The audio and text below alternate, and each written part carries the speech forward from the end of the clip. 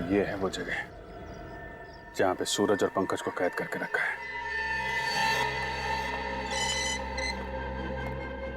चल चल फटाफट।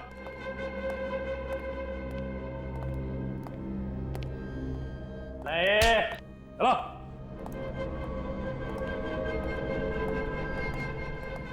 चल चल अंदर चल।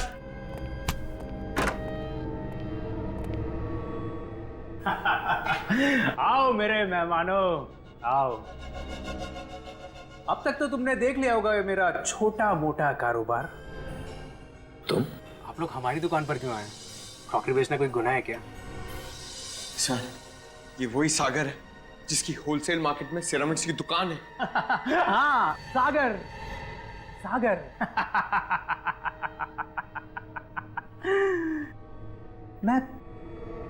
मैं प्यार का सागर हूं, दया और मानवता का सागर।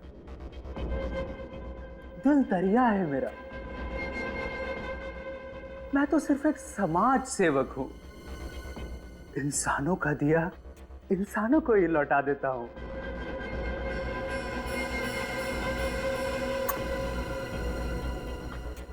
इंसानों की हड्डियां मिट्टी में क्यों मिले?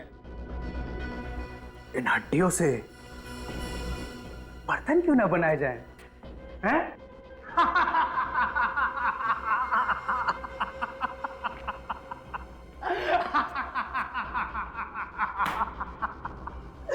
दुनिया की सबसे अनोखी क्रॉकरी बनाता हूं मैं, इंसानों की हड्डियों से बनी हुई क्रॉकरी।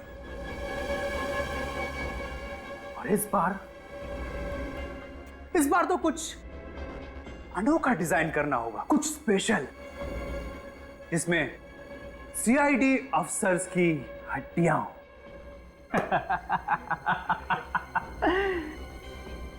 और उस रेंज का मैं अनोखा नाम रखूंगा।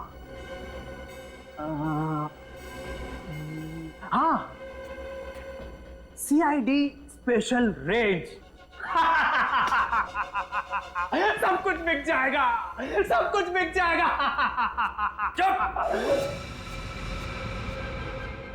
ये तो ठीक नहीं कर रहा है सागर। तुझे अंदाजा नहीं है कि हम सीआईडी वाले क्या कर सकते हैं। सीआईडी वाले नहीं, करूंगा अब मैं। शेरा, लेके जाए इन दोनों को और जिंदा तेजाब में डाल दे। कुछ ही देर में दोनों तड़प तड़प के मर जाएंगे।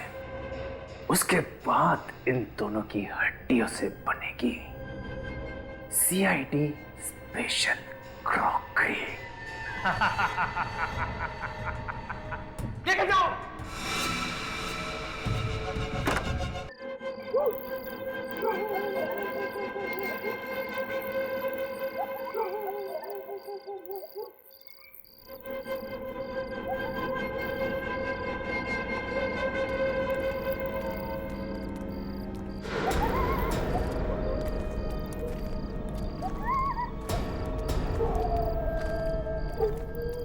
रुक जाओ, अपने अपने मुखौटे खोल दो।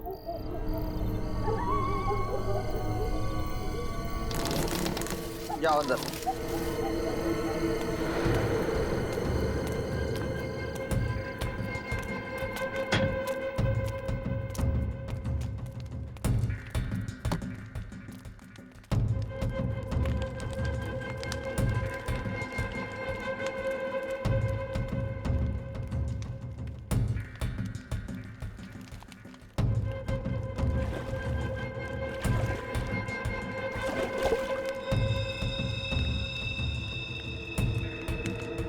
करना है कर लो, लेकिन तुम अब मुझसे अब ये काम नहीं करवा पाओगे। ये इंसानियत नहीं है, हैवानियत का काम है। तुम लोग मानव नहीं, दानव हो। दानव हो तुम।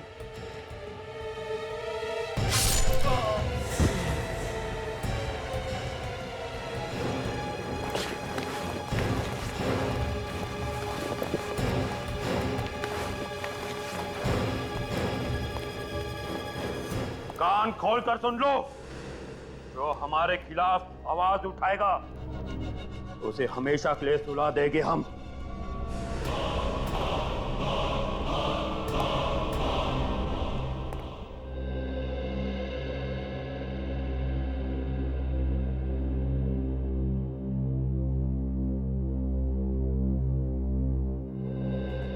इतना क्या मेकअप करती हो रिया? कुछ देर और अगर मेकअप कर लेती ना तो आज रेस्टोरेंट बंद हो जाता। ओ कम ऑन जगत, लड़कियां बिना खाने के रह सकती हैं पर बिना मेकअप के नहीं। एनीवेज तुम नहीं समझोगे ये सब। अच्छा तुम मेनू देखो, मैं प्लेट लेता हूँ। ओके।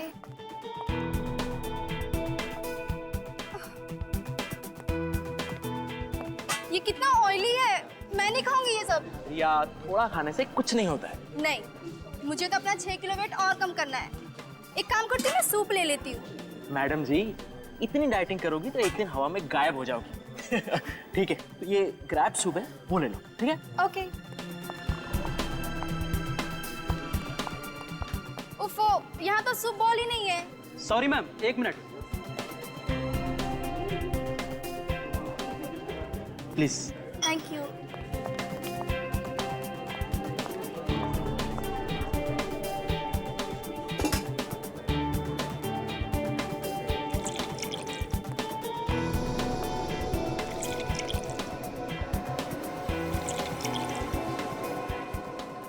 हो गया रिया? हाँ हो गया। चलो, कह रही थी तुम्हारे दीदी का कॉल आया था। दीदी का नहीं, मामा का फोन आया था। अच्छा मम्मा का कॉल था। हाँ तो रिया क्या कह रही थी तुम्हारी मम्मा? अरे यार मैं तो तुम्हें बताना ही भूल गई। हाँ वो कह रही थी ना कि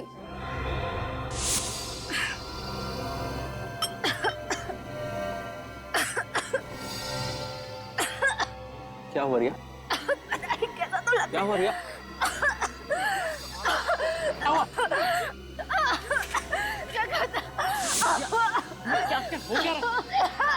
रिया संभालो अपने आप को। रिया रिया रिया रिया खाना गले में तो नहीं अटक गया? आप सूप पी रही थी। रिया अरे पानी खिलाओ ना उसे। क्या हुआ है? रिया रिया ये लो पानी। रिया पानी। ये तो मर गई है। रिया रिया उठो। रिया रिया रिया रिया उठो। रिया रिया कौन है इस होटल का मैनेजर? सर मैं हूँ मैनेजर। तुम इस होटल के मैनेजर हो? क्या मिलाया था तुमने सूप में? सर हमने सुबह कुछ नहीं मिलाया था सर। तुम जाकर बावर्ची को बुला कर लाओ जल्दी। बावर्ची को बुलाने की जरूरत नहीं है, अब तो सीआईडी आएगी।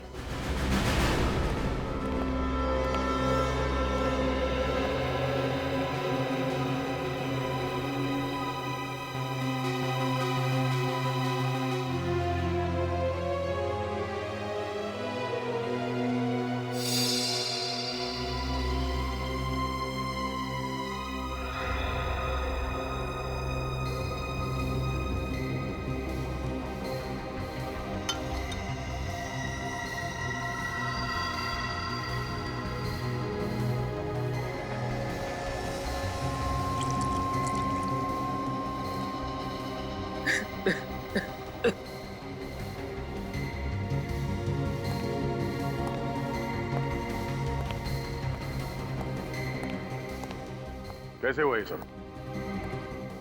सर मैं और रिया इस डाइनिंग हॉल में जब दाखिल हुए तब तक रिया बिल्कुल ठीक थी सर। जैसे उसने ये सूप पिया और कुछ ही पलों में उसे बेचैनी होने लगी और ये सब कुछ हो गया सर। रिया को इससे पहले भी ऐसा कभी कुछ हुआ था? नहीं सर। कोई पुरानी बीमारी? नहीं सर, रिया बिल्कुल तंदुरुस्त थी सर। वो तो सर इन लोगों ने उस सूप में जहर मिलाया और मेरी बीवी को मार डाला सर। कमाल करते हैं आप। पिछले 2 घंटे से आप एक ही बात दोहराए जा रहे हैं। सर आप ही सोचिए, रिया मैडम ने जो सूप पिया है, हमारे बाकी गेस्ट ने भी वही सूप पिया है। सर अगर सूप में जहर होता तो बाकी लोगों पर भी तो इसका असर होता। आप लोग आपस में बहस करना बंद कीजिए। अच्छा, आप लोगों ने भी सूप पिया था तो आप लोगों को बेचैनी नहीं हुई? नहीं सर, अभी तक तो कुछ नहीं हुआ। पर मुझे इस औरत की लाश देख करके बेचैनी हो रही है। मैम, जो सवाल पूछा जाए उसका जवाब दीजिए आप। सॉरी सर, असल में मैं 2 बाउल भर के सूप पी थी पर मुझे कुछ नहीं हुआ।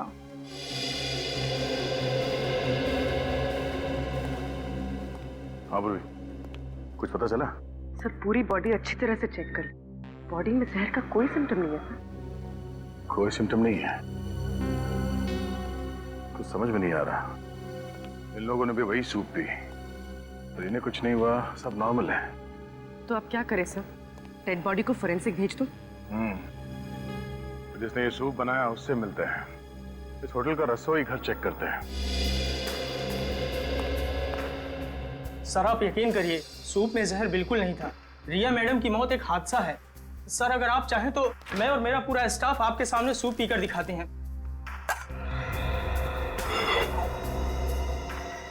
मैं आप लोगों को एक आखिरी मौका देता हूं, सच बताओ, हाँ? क्या सूप में जहर था? नहीं साहब, सूप में जहर नहीं था। सब सूप मैंने ही बनाया था सर। जब से ये रिसोर्ट शुरू हुआ है तब से मैं यहाँ काम कर रहा हूँ सर। कभी भी किसी भी गेस्ट के साथ ऐसा हादसा नहीं हुआ सर। फिर मैं किसी गेस्ट को क्यों मारूंगा सर? सर अंदर कोई जहरीली चीज नहीं मिली। आप सब लोग एक बात कान खोल के सुन लो। अगर आप में से किसी ने भी कोई चालाकी की, किसी भी चीज को हिलाने की या मिटाने की कोशिश की, तो माफी मांगने के लायक नहीं रहोगे, समझे?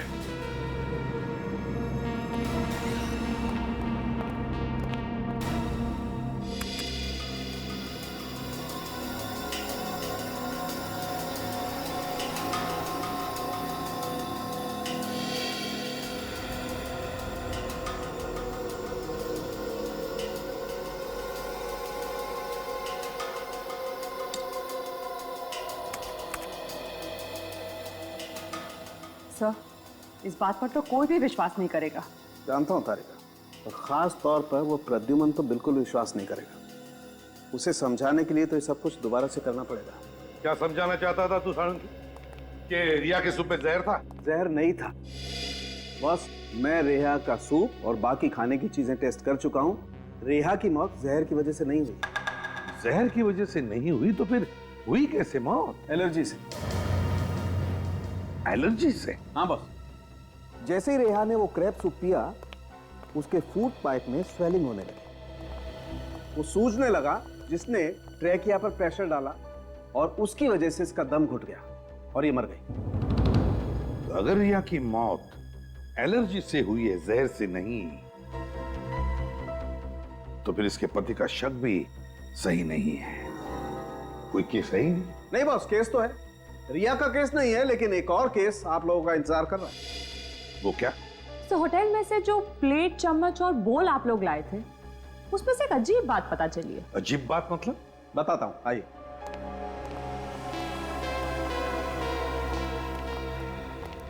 बॉस, ये चम्मच सेरेमिक का है और सेरेमिक 3000 डिग्री सेल्सियस पे पिघलने लगता है। अब मैं इसे हाई टेम्परेचर बीम पर तोड़ता हूं। लेकिन सर आप इसे तोड़ना क्यों चाहते हैं? क्योंकि ये ऊपर से सेरेमिक का है, इसके अंदर कुछ और है।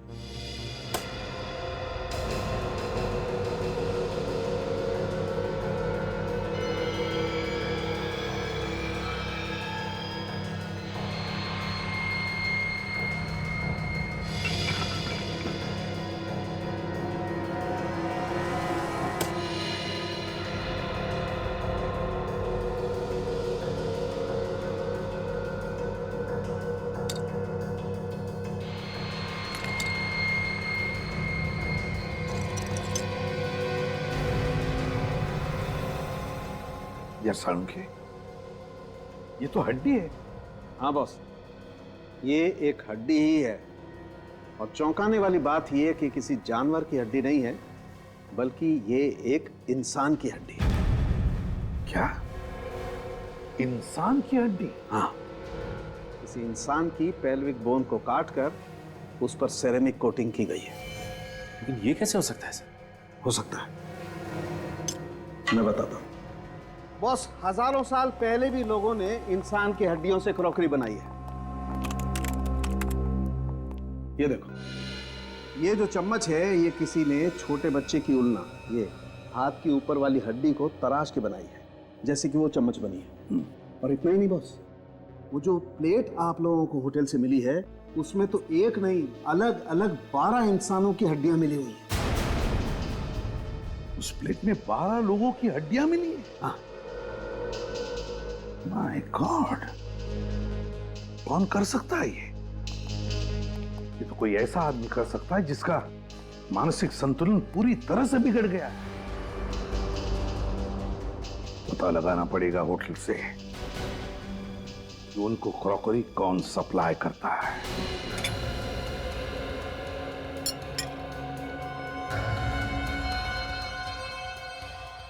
क्या सर, ये क्या बोल रहे हैं? इंसानों की हड्डियों से बने हुए बर्तन?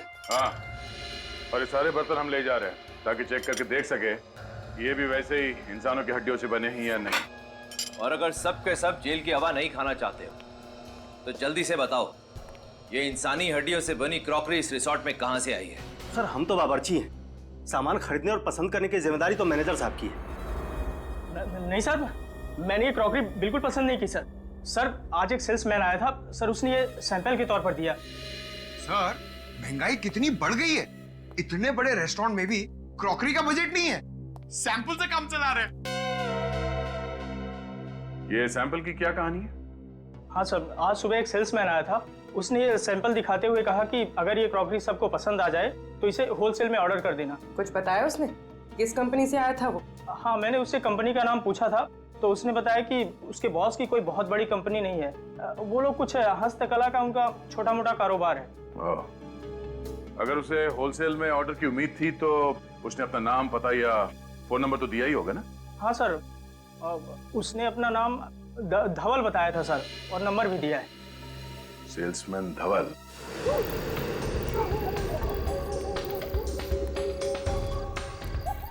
सर ये रहा धवल का घर, मोबाइल कंपनी वालों ने यही एड्रेस बताया था। मेरा शक सही निकला, धवल है ही नहीं यहाँ पे। साहब आप लोग धवल से मिलने आए क्या? धवल के रिश्तेदार हो क्या आप लोग? जी नहीं, हम लोग सीआईडी से। बाबा रे बाबा, सीआईडी से? देखा, मुझे मालूम था कि वो एक नंबर का लफड़ेबाज है। ऐसा क्यों? क्योंकि साहब वो सुमड़ी में रहता था, खाना भी बाहर से आता था और पानी भी। कब से रह रहा था वो यहाँ पे? 3 महीने हो गए मैडम, लेकिन 3 महीने में मुश्किल से 3 बार किसी से बात किया होगा। सर अच्छा ये बताइए कि इस धवल के बारे में कोई ऐसी बात जो आप लोगों को अजीब सी लगी? 2 हफ्ते में एक बार एक वैन आता था, वो भी देर रात को। कैसी वैन? वो तो मालूम नहीं साहब, लेकिन वो वैन यहाँ घर के सामने आकर खड़ी रहती थी। यहाँ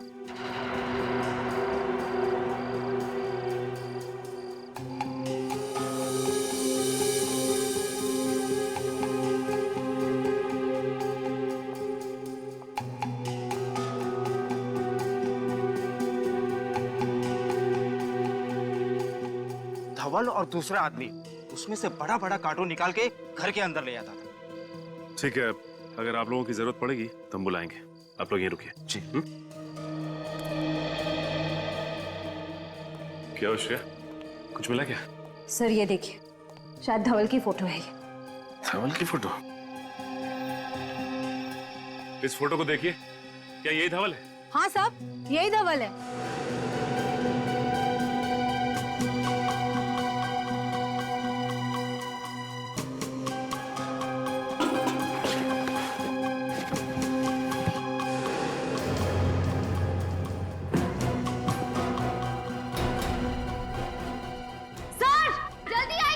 आशिया! सर! My God!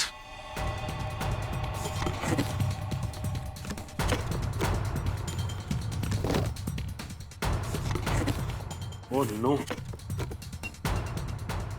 इतने सारे कंकाल। लेकिन सर, धवल ने इन लोगों का खून किया, किसी को पता कैसे नहीं चला? ये लोग चीखे तो होंगे, बदबू तो आई होगी। नहीं श्रेया, इन्हें यहां नहीं मारा गया है, बल्कि इन्हें बाहर मारा गया है और इनकी हड्डियों को लाया गया है कार्टन्स में। लेकिन सवाल ये उठता है कि ये लोग थे कौन जो मारे गए, और धवल ने इन्हें मारा कहाँ है? सर, एसीपी सर ने कहा है कि सारी क्रॉकरी की दुकानें चेक करो, पर कहीं कुछ पता ही नहीं चल रहा है। श्रेया, मुझे पूरा यकीन है कि ये क्रॉकरीज इन्होंने होटल में दी है तो किसी ना किसी दुकान में भी जरूर दी होगी। ध्यान से देखते रहो। सर ये भी क्रॉकरी की दुकान ही लग रही है। चलो चल के देखते हैं। भाई साहब, हम लोग सीआईडी से। सीआईडी? जी हाँ, सीआईडी। अच्छा ये बताइए कि इस तरह की क्रॉकरी कौन बनाता है और कहाँ बनाई जाती है? सर ये देखिए, इस प्लेट पर भी बिल्कुल वैसी डिजाइन बनी हुई है। इस दुकान का मालिक कौन है? हम दोनों सर। मेरा नाम मानिक और ये मेरा भतीजा सागर है। आप लोग हमारी दुकान पर क्यों आए? क्रॉकरी बेचना कोई गुनाह है क्या? क्रॉकरी बेचना तो गुनाह नहीं है, लेकिन इस तरह की क्रॉकरी बेचना गुनाह जरूर है। ये बताइए इसे सप्लाई कौन करता है आपको? सर ये कोई बड़ी फैक्ट्री का माल तो है नहीं, बाकी और क्रॉकरीज की तरह इस पर किसी कंपनी का नाम नहीं है। सेल्समैन आते हैं और सैंपल के तौर पर ये सेट यहाँ छोड़ जाते हैं, बाकी उनका माल बिकता है तो ये रोकड़ा हम उनको दे देते हैं। और ये माल लगातार नहीं मिलता, 2-3 महीने में एक ही बार आता है। और हाँ, हर बार सेल्समैन भी अलग अलग होते हैं। इसे पहचानते हैं आप लोग? हाँ, अरे ये तो वही सेल्समैन है ना जो पिछले 2-3 महीनों से ये माल सैंपल के तौर पर हमें देखा जाता था। क्या नाम था इसका? धवल, और आजकल फरार रही है। सर आप क्या बात कर रहे हैं, कुछ समझ नहीं आ रहा। देखिए, हम आपको डराना नहीं चाहते, लेकिन आइंदा से इस तरह की क्रॉकरीज अपनी दुकान में मत रखिएगा, समझे? लेकिन क्यों? क्योंकि ये सिर्फ सिरेमिक से नहीं बल्कि इंसान की हड्डियों से बना है।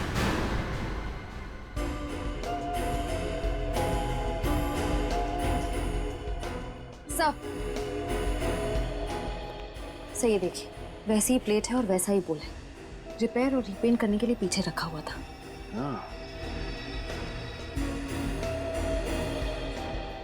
भाई साहब, इसे रिपेयर और रीपेंट आप किससे और कैसे करवाते हो? सर वो धवल वही ऐसे खराब पीसेस को खुद आकर वापस ले जाता है और वर्कशॉप में रिपेयर करवाता है। श्रेया, एक बार ये पता चल जाए कि ये कारीगर हैं कौन, तो सप्लायर कौन है ये खुद ब खुद पता चल जाएगा। सर धवल के घर से जो खोपड़ियां मिली हैं उसके जरिए डॉक्टर साळुंके ने अब तक 15 लोगों के चेहरे बनाए हैं। सर ये है वो लोग।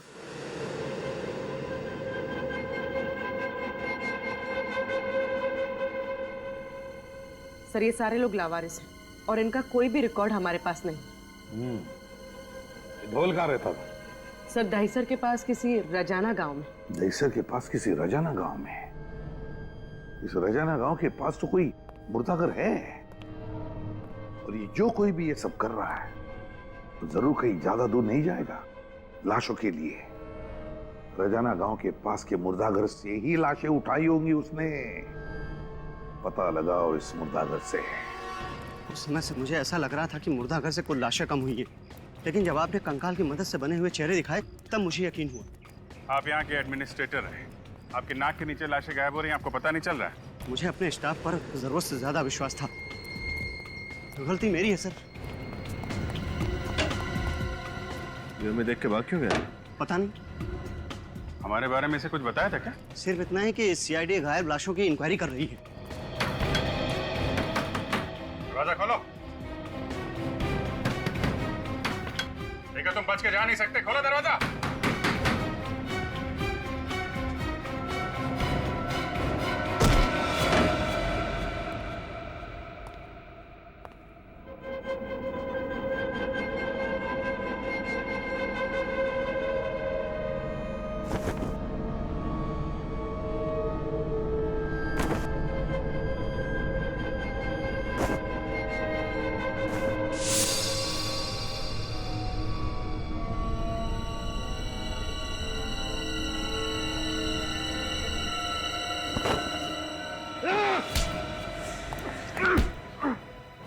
जिंदा रहने के लिए मुर्दों का सहारा ले रहा है?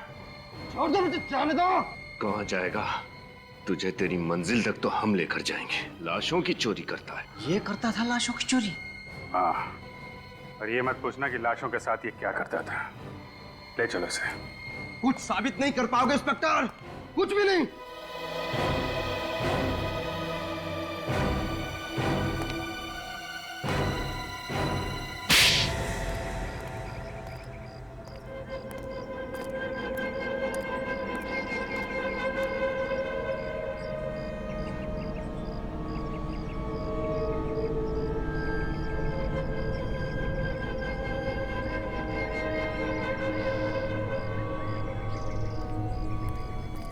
श्रेया, तुम्हें पूरा यकीन है कि यही वो जगह है? हाँ सर, हमारे खबरी ने इसी जगह के बारे में बताया था जहाँ पर क्रॉकरी पर हैंड पेंटिंग करने वाले कारीगर काम करते हैं। सर उसने तो ये भी बताया था कि इनमें से कुछ कारीगर रात में कभी कभी गायब हो जाते हैं।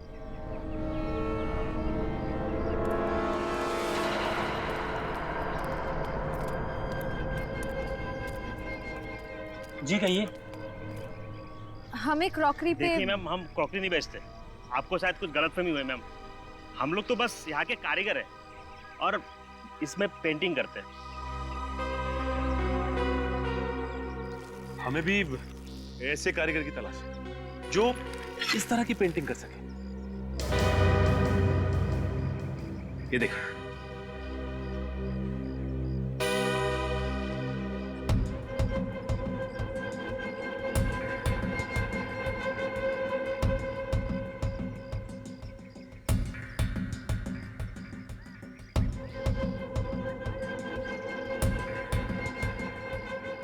अरे नहीं साहब, ऐसा काम हमने कभी नहीं किया साहब।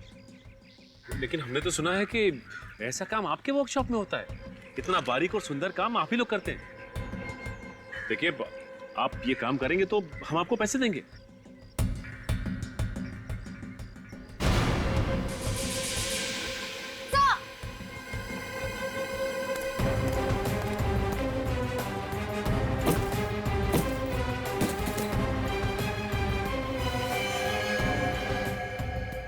ये तो मर चुका है। रुक जाओ, गोली मार दूंगा मैं।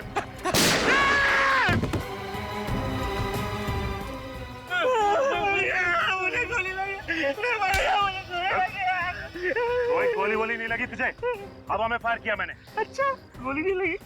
बोल, धवल को क्यों मारा तूने? बोल।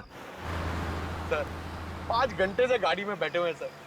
Ceramic crockery, ceramic flower vase, ceramic showpiece, ऐसी छोटी मोटी फैक्ट्रीज और वर्कशॉप में जा जाके हम लोग ने पूछताछ कर ली सर, कुछ नहीं मिला सर, और कुछ भी नहीं मिलेगा सर। तुम तो ऐसे बात कर रहे हो जैसे हम सीआईडी में सीआईडी वालों की मदद करने के लिए आए हैं। काम को लेकर इतना सीरियस होने की जरूरत नहीं। सर एसीपी सर को क्या जवाब देंगे? अरे भोले राजा, जवाब क्या देना है? कह देंगे सर मेहनत तो पूरी की थी लेकिन नतीजा टाइम पे। सर अगर ऐसी बात तो हम लोग गाड़ी में इतना लंबा क्यों आए सर? हम गए नहीं गए किसी को पता भी नहीं चलता था, क्योंकि ये फैक्ट्री और वर्कशॉप की लिस्ट सिर्फ हमारे पास है, ब्यूरो में किसी भी कॉप के पास नहीं है। थोड़ा नाटक, थोड़ी नौटंकी करनी पड़ती। देख, हमारे यहाँ आने का फायदा क्या है कि अगर सीआईडी के पुराने वफादार ऑफिसर्स में से किसी ने भी हमारे फोन को ट्रैक करके उसे क्रॉस चेक किया तो कम से कम ये तो पता लगेगा कि हम लोग यहाँ आए थे।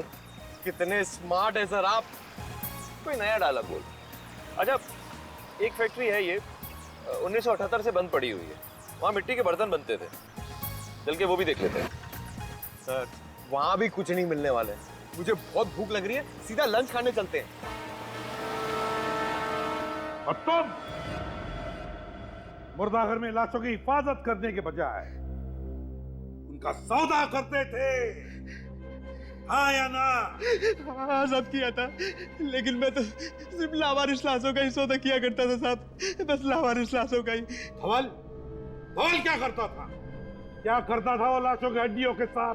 सर उसने बताया मेरा एक बॉस है, वो इस हड्डियों से दुनिया की सबसे बेहतरीन क्रॉकरी बनाना चाहता है साहब, दुनिया की सबसे बड़ी बेहतरीन। कौन है धवल का बॉस?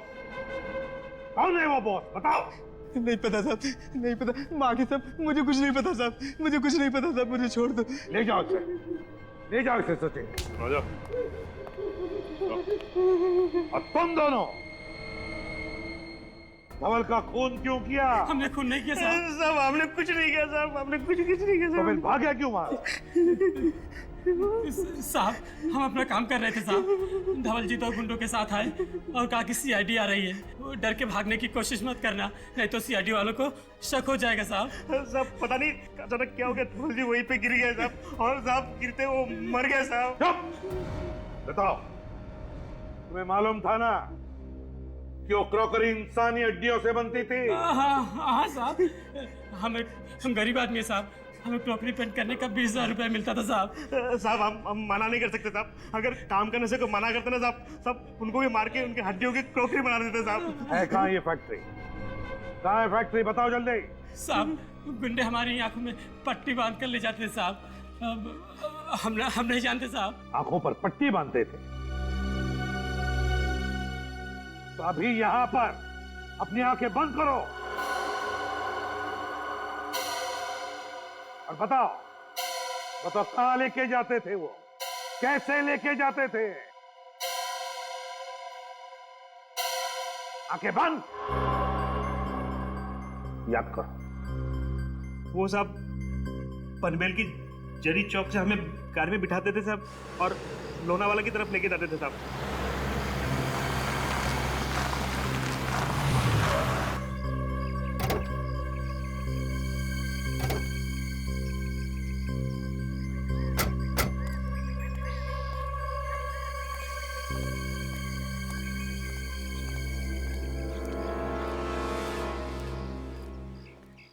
सर, दिखने में तो कितनी बड़ी फैक्ट्री लग रही है ना।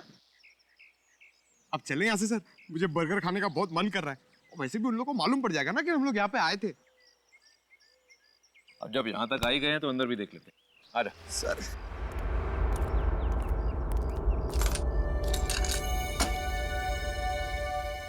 ये फैक्ट्री 1978 से बंद पड़ी है, फिर ये ताला नया कैसे?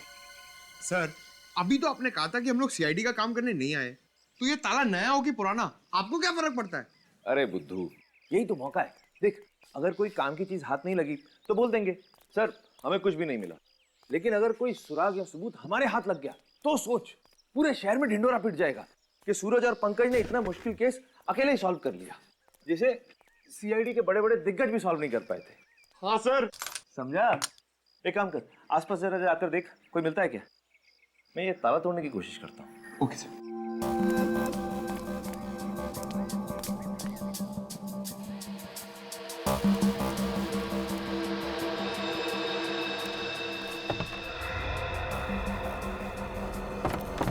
सर,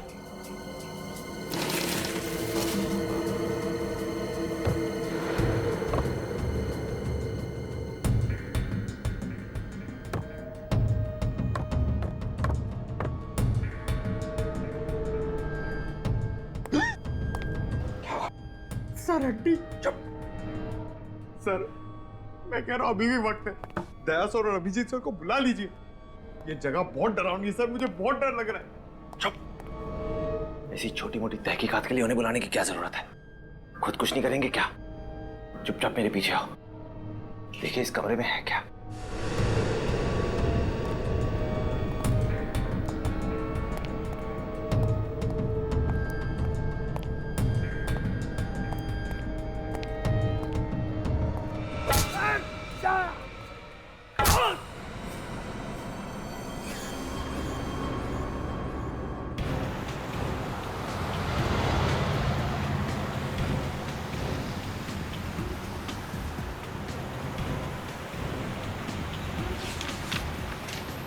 कारीगरों का कहना था कि पनवेल के जरी मार्केट से उनको उठाते थे, आंखों पे पट्टी बांधते थे और फिर लोनावाला की तरफ 20 से 25 मिनट तक लेके जाते थे गाड़ी में। सर, और करीबन 10 मिनट के बाद गाड़ी दाहिने मुड़ जाती थी। 6-7 मिनट तो हो गए हैं लोनावाला की तरफ। देखते हैं आगे कौन सा राइट टर्न है।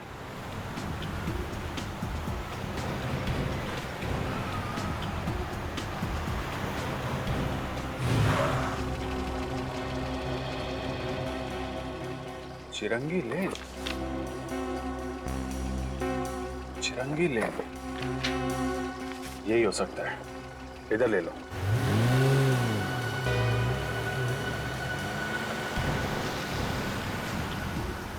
सर, ये रास्ता तो शहर से दूर जंगल की तरफ जा रहा है।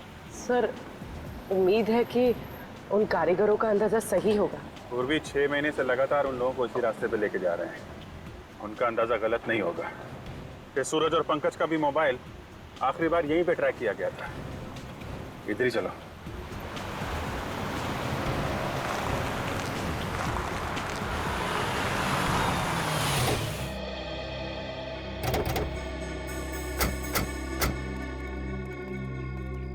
सर, रास्ता बंद है यहाँ पर। करीब 25 मिनट हो भी गए। तो सर, उन कारीगरों ने ये भी बताया था कि गाड़ी से उतरने के बाद करीब 5 मिनट तक उन्हें जंगल में पैदल ले जाया जाता। चलो फिर जंगल में चलते हैं।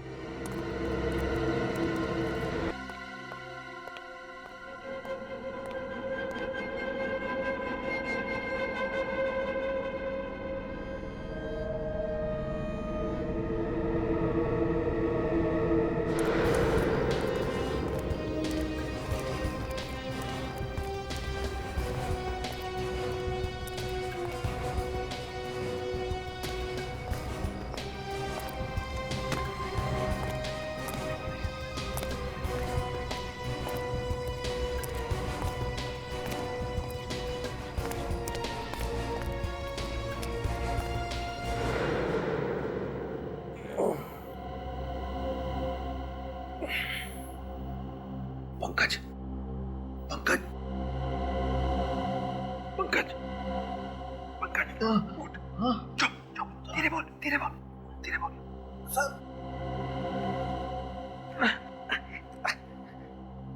सर मैंने आपसे कहा था ना दया सर और अभिजीत सर को बुला लेते हैं, लेकिन आप मेरी बात सुनते ही नहीं। चुप कर, हर वक्त रोता रहता है। अरे रोग आती तो क्या करूंगा सर? ये वही नरक है जहां पर इंसान की हड्डियों के साथ ये लोग सिरामिड की प्लेट्स और सूप बोल्स बनाते हैं सर। सर मैं आपके हड्डियों के प्लेट और सूप बोल्स बनते हुए नहीं देख सकता हूँ सर। अरे कुछ नहीं होगा हमें। सर कैसे कुछ नहीं होगा? सीआईडी की टीम को पता भी नहीं कि हम लोग कहाँ पर हैं और हमारे पास बंदूकें भी नहीं है। तो क्या हुआ?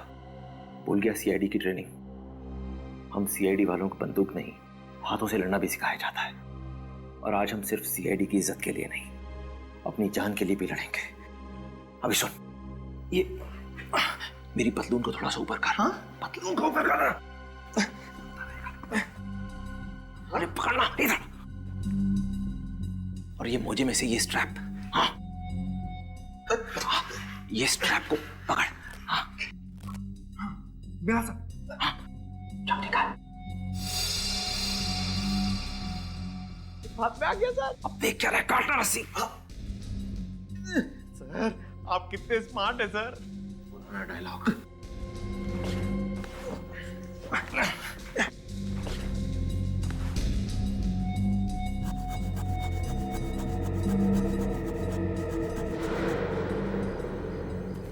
सर इतने बड़े जंगल में उस जगह को ढूंढना बहुत ही मुश्किल होगा। याद है उन कारीगरों ने कहा था ना कि जंगल में कुछ दूर चलने के बाद उनके शरीर पे पानी के छींटे पड़ते थे। सर यहाँ ना तो कोई नदी है ना ही कोई झरना। कुछ ना कुछ तो होना चाहिए। सर कहीं ऐसे तो नहीं कहीं कोई पानी का पाइप वाइप फट गया हो सकता है, ढूंढो।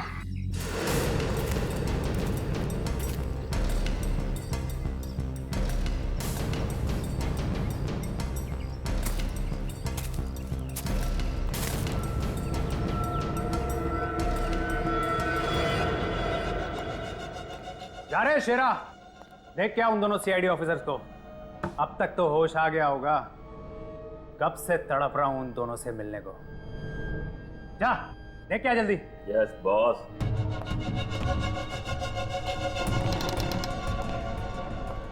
चल।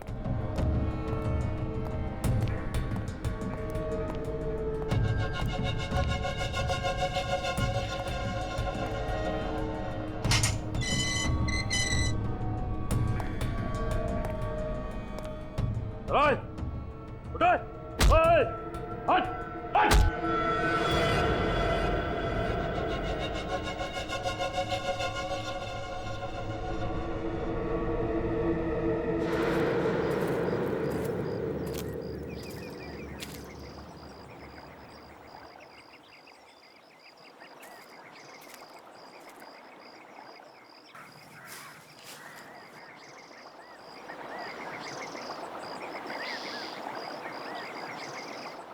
विनीत, पूर्वी।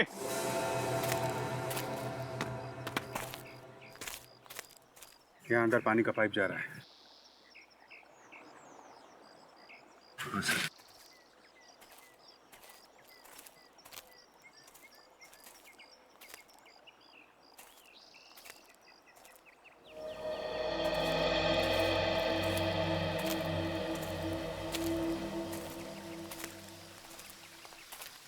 ओह,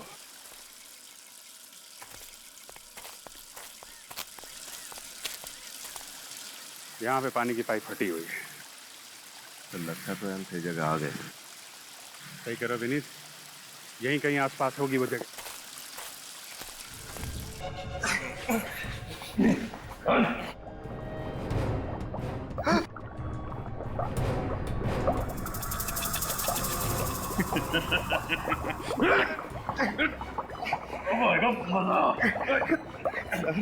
और बर्दाश्त नहीं हो रहा सर।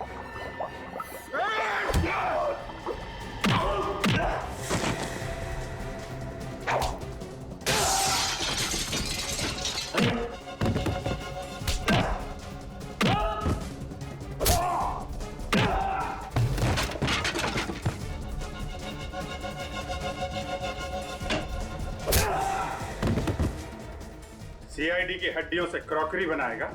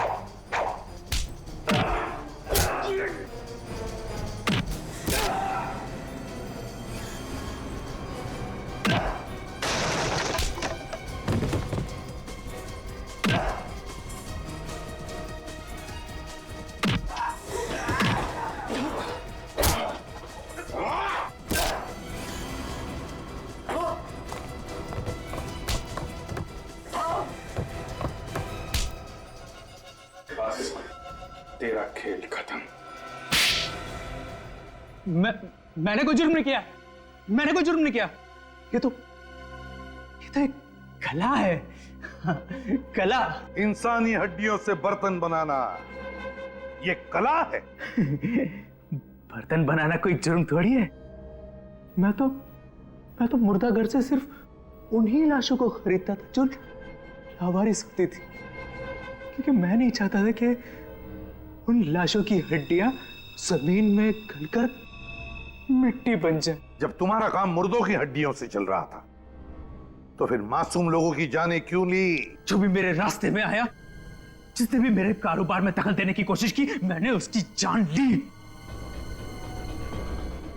सबसे पहले तो मैं उन कारीगरों को मारता था जो मेरा काम करने से मना करते थे, और फिर उसके बाद में उनकी हड्डियों से बर्तन बनाता था। और धवल धवल को क्यों मारा तुमने?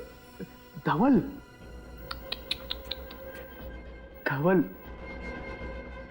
मेरा बहुत चहीता था, दाहिना हाथ था मेरा।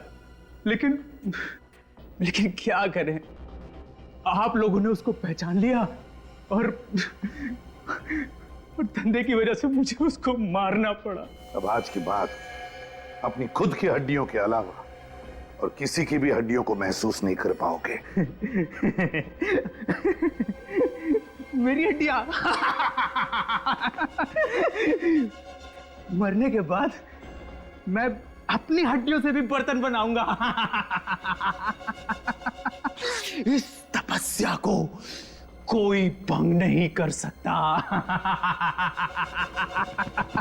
इसकी दिमागी हालत ठीक नहीं कोई है, भंग नहीं कर सकता। साइकेट्रिक ट्रीटमेंट की जरूरत है इसे। फिर अदालत ही तय करेगी इसे क्या सजा देनी है। ले जाओ इसे।